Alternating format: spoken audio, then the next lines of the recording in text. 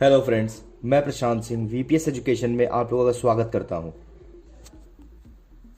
आज है 13 फरवरी 2022 और आज से रिलेटेड जितने भी इंपॉर्टेंट करंट अफेयर्स होने वाले हैं वो सब आज हम डिस्कस करेंगे। उससे पहले हम लोग 13 फरवरी को हुए कुछ हिस्टोरिकल इवेंट्स को देख लेते हैं। आज ही के दिन इंग्लैंड की रानी कैथरीन हवाई को 1542 में मौत के घाट उतार दिया गया था। 1575 में रेम्स में आज ही के दिन फ्रांस के राजा हेनरी तृतीय का राज्याभिषेक हुआ था।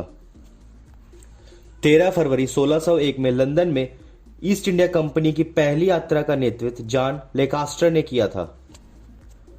1633 में इटली के खगोल शास्त्री गैलीलियो को रोम पहुंचने पर गिरफ्तार कर लिया गया था। 13 फरवरी 1688 में स्पेन ने पुर्तगाल को एक अलग राष्ट्र स्वीकार कर लिया था। अमेरिका की पहली स्टेट यूनिवर्सिटी 13 फरवरी 1795 में उत्तर कैरोलिना में खोली गई थी। 13 फरवरी 1820 में ही फ्रांसीसी तख्त के दावेदार डक्की बेरी की हत्या कर दी गई थी। बेसबॉल की नीग्रो नेशनल लीग 13 फरवरी 1920 को अमेरिका में स्थापित की गई थी। 13 फरवरी 1931 में नई दिल्ली को भारत की राजधानी घोषित कर दिया गया था। सोवियत संघ ने 1945 में जर्मनी के साथ 49 दिन तक चले युद्ध के बाद हंगरी की राजधानी बुडापेस्ट पर कब्जा किया, जिसमें लगभग 1.5 लाख लोगों की मौत हुई थी। 13 फरवरी 1948 में राष्ट्रपिता महात्मा गांधी ने आज ही के दिन आमरण अनशन शुरू किया था।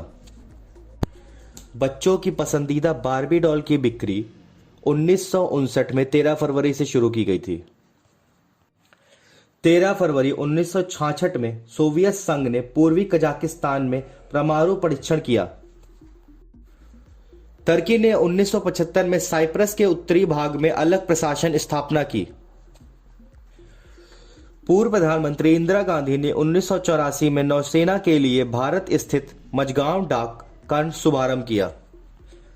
अमेरिका, ब्रिटेन तथा फ्रांस ने 1990 में जर्मनी को फिर से एकीकृत करने की सहमति दी। अंतरिक्ष में क्षुद्र ग्रह इरोस पर 2001 में पहला मानव रहित यान उतरा। 13 फरवरी 2004 में भारतीय टीम ने कोलालमपुर में 10वीं एशियाई निशानेबाजी चैंपियनशिप में स्वर्ण पदक जीता था। इराक में 2005 में सद्दाम हुसैन के बाद हुए पहले चुनाव में शिया इस्लामिक मोर्चे की जीत। 13 फरवरी 2007 को उत्तर कोरिया परमाणु कार्यक्रम बंद करने पर सहमत हो गया था। भारत के सबसे चर्चित राज्य महाराष्ट्र के पुणे में 13 फरवरी 2010 के दिन यहूदियों के प्रथम स्थल के पास बेकरी में एक बम ब्लास्ट हुआ, जिसमें करीब 17 लोगों की जान गई जबकि 60 लोग बुरी तरह घायल हो गए थे। यूरोपियन स्पेस एजेंसी ने 13 फरवरी 2012 को यूरोपीय वेगा रॉकेट का पहला लॉन्च यूरोप के स्पेस पोर्ट से कराया था। चीन के कैली शहर में 13 फरवरी 2014 को एक अवैध जुआ घर पर विस्फोट हुआ था, जिसमें 14 लोगों की जान गई थी जबकि 17 लोग बुरी तरह जख्मी हुए थे। 13 फरवरी को ही जन्मे कुछ व्यक्तियों के बारे में भी देख लेते हैं। 13 फरवरी के दिन सरोजनी नायडू समेत कई महान शख्सियत ने जन्म लिया, जिनके बारे में आइए हम लोग देख लेते हैं अब। 13 फरवरी 1995 में भारत के ऊंची कूद के खिलाड़ी वरुण भट्टी का जन्म हुआ था।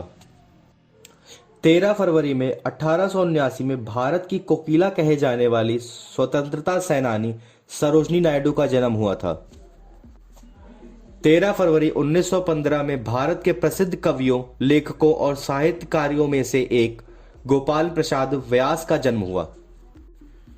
13 फरवरी 1911 में प्रसिद्ध शायर फैज अहमद फैज का जन्म हुआ।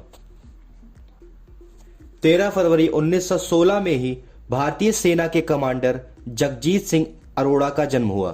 13 फरवरी 1949 में पहले भारतीय और 138 अंतरिक्ष यात्रियों में से एक राकेश शर्मा का जन्म हुआ। 13 फरवरी 1978 में भारतीय अभिनेता अश्मित पटेल का जन्म हुआ था। 13 फरवरी 1958 में समकालीन कवयित्री रश्मि प्रभा का जन्म हुआ था। 13 फरवरी 1959 में समकालीन कवि कमलेश भट्ट कमल का भी जन्म हुआ था। 13 फरवरी 1945 में भारतीय सिनेमा के अभिनेता विनोद मेहरा का भी जन्म हुआ था। 13 फरवरी के दिन ही कुछ मशहूर लोग इस दुनिया को छोड़कर चले गए थे, जिनके बारे में भी नीचे लिखा गया है। 13 फरवरी 1832 में प्रसिद्ध क्रांतिकारी बुधु भगत का निधन हुआ था। 13 फरवरी 1974 में भारतीय शास्त्रीय संगीत के प्रसिद्ध गायक उस्ताद आमिर खान का भी निधन हुआ था। 13 फरवरी 1976 में भारत के प्रसिद्ध तबला वादक अहमद जान थिरकवा का निधन हुआ था। 13 फरवरी 1987 में भारतीय राजनीतिज्ञ एम भक्तवत्सलम का निधन हो गया था। 13 फरवरी 1988 में चीन के राष्ट्रपति चिंग चियांग कोमू की मृत्यु हो गई थी। 13 फरवरी 2000 में बहुचर्चित पार्टी पिंटरेस्ट कॉमिक के सर्जक चार्ल्स शुल्ज का निधन हो गया था।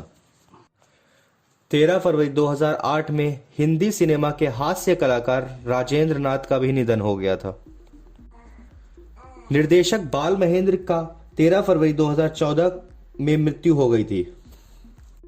13 फरवरी 2015 में दलित लेखन में अपना एक अलग स्थान रखने वाले साहित्यकार डॉक्टर तुलसीराम का निधन हो गया था। सरोजनी नायडू जयंती भी 13 फरवरी को ही मनाई जाती है। तो अब आ जाते हैं आज के करंट अफेयर्स के क्वेश्चंस पे। तो देखते हैं आज का सबसे पहला क्वेश्चन, विश्व यूनानी दिवस कब मनाया जाता है? तो इसका करेक्ट आंसर है 11 फरवरी। यह दिन हर साल प्रसिद्ध यूनानी विद्वान और समाज सुधारक हकीम अजमल खां की जयंती के रूप में मनाया जाता है। पहला यूनानी दिवस 2017 में केंद्रीय अनुसंधान संस्थान यूनानी चिकित्सा में हैदराबाद में मनाया गया था।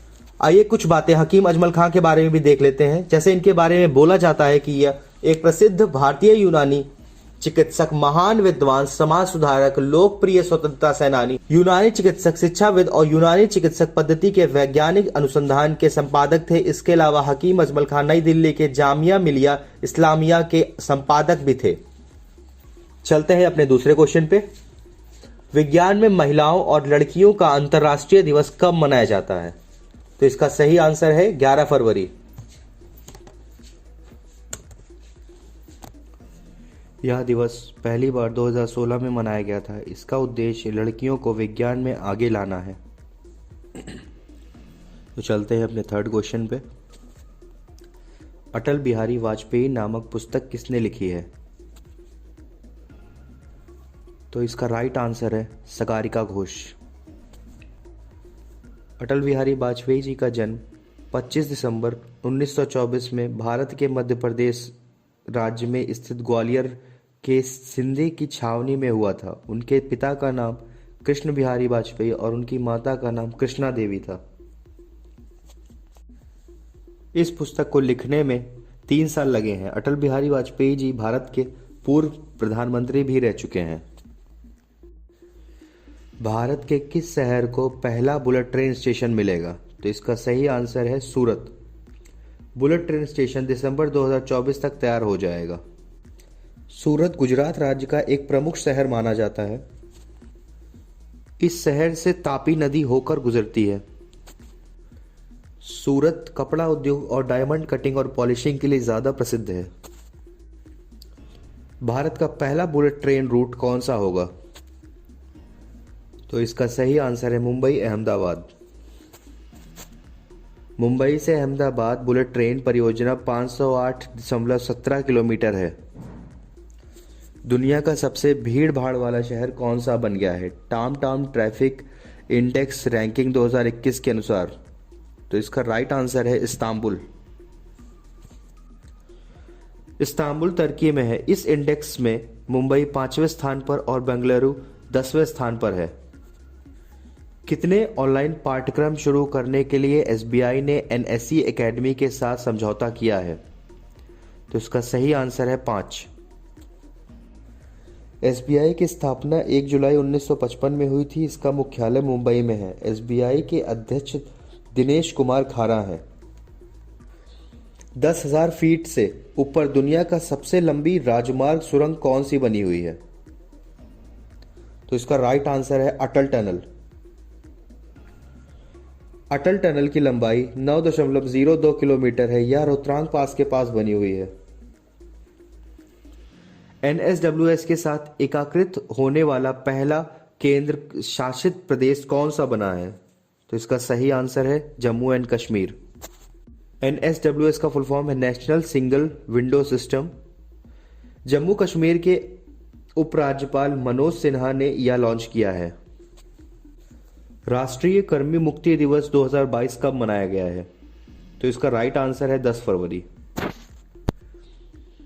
यह दिवस 1 से 19 वर्ष की आयु के बच्चों के लिए मनाया जाता है। इसका उद्देश्य होता है कि ड्यूमर के महत्व के बारे में बताया जाए।